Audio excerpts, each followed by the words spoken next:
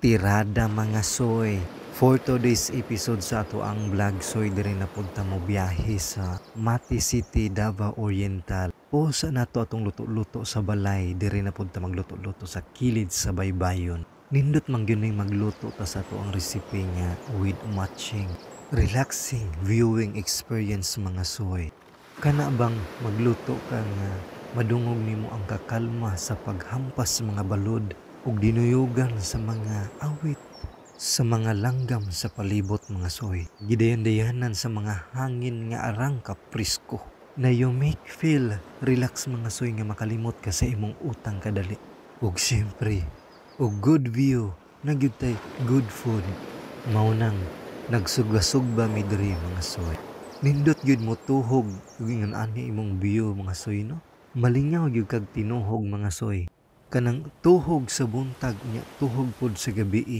Kinsa may di ganahan mo tuhog ug ngon ani ka bugnaw ka presko sa hangin o ang view pag yun. Lami kay na ituhog. Labi na ang motuhog ingon ani ka gwapo na. Makarelapse kag mga bali 3 minutes. Bitaw mga soy, mibiyahe pag yun may mga isa ka oras og tunga dire bago mi makaabot dire nga destinasyon.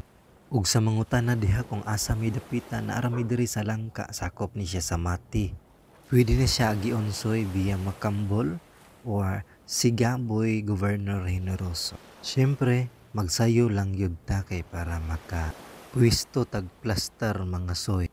Pila ra istorya mga soy naluto na gyud ato ang kaning sinugbang baboy o marinit nga manok na giplaster na namo amo ang kaning pagkaon diya nga budol fight pero di pug ko kakaon kay diet man ko ani.